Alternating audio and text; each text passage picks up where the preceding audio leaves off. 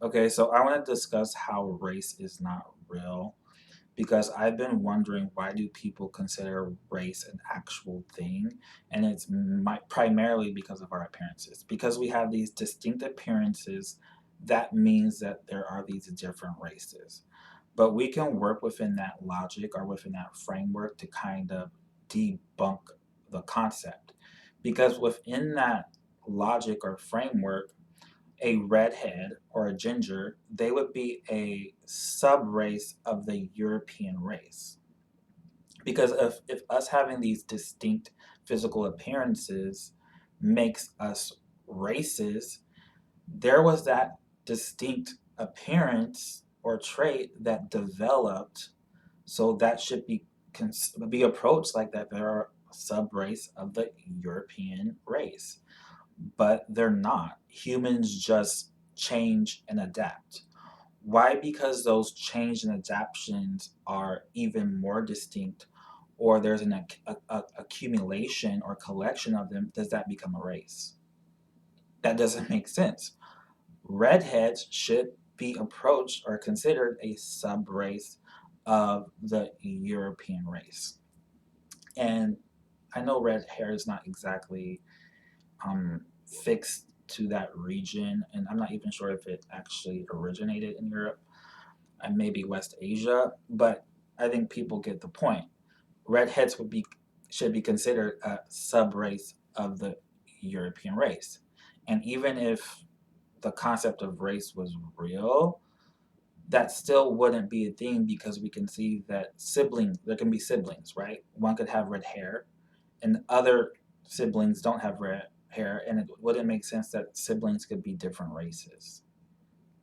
Okay, so it's just layers of nonsense, really. Okay, that's a distinct appearance, a distinct trait, and that's what we primarily base. Even if we go into skulls, a skull is still just a distinct trait.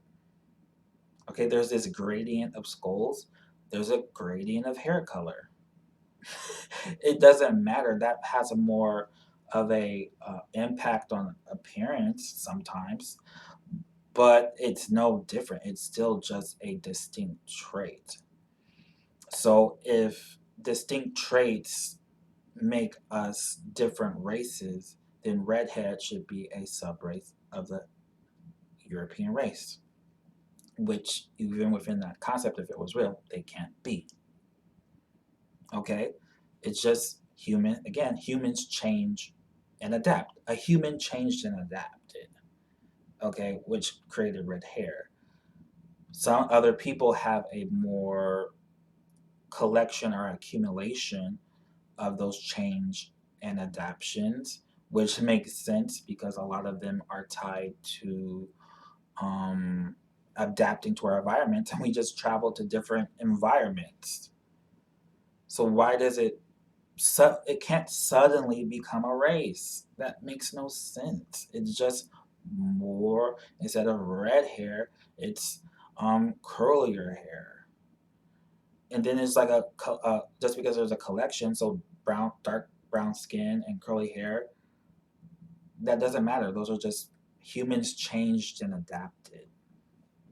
So like it doesn't make sense.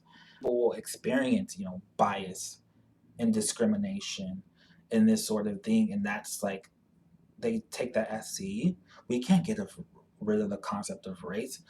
You take that as experiencing, uh, as validation that race exists. But that doesn't make sense because we can go back to redheads.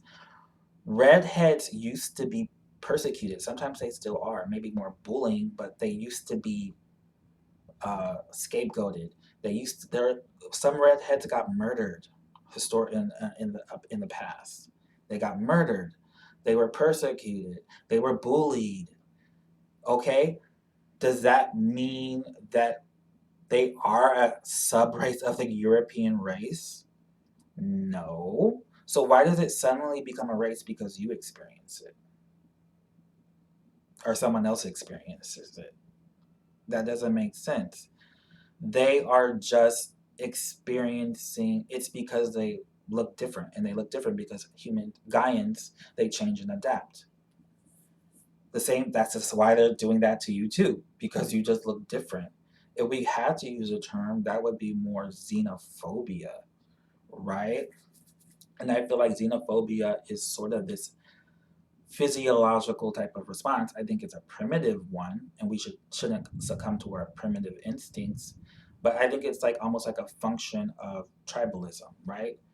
You kind of are, you shy away, you're cautious, you're kind of discriminatory towards something that is different from you.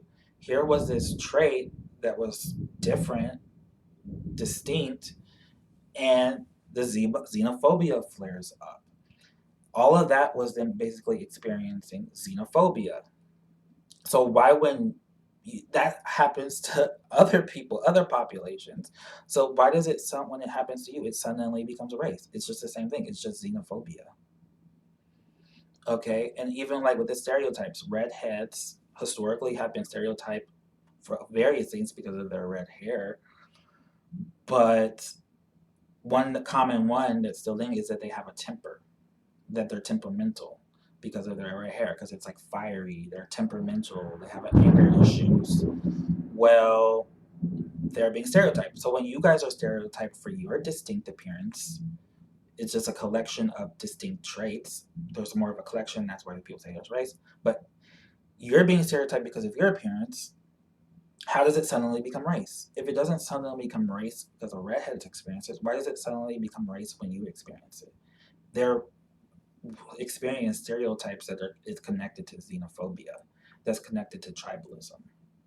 And tribes can form within in any way, in any type. Okay?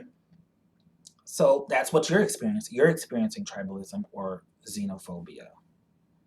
Okay? So that it just can't suddenly become race because again, they can't be a subrace of the European race. There's no way that they are.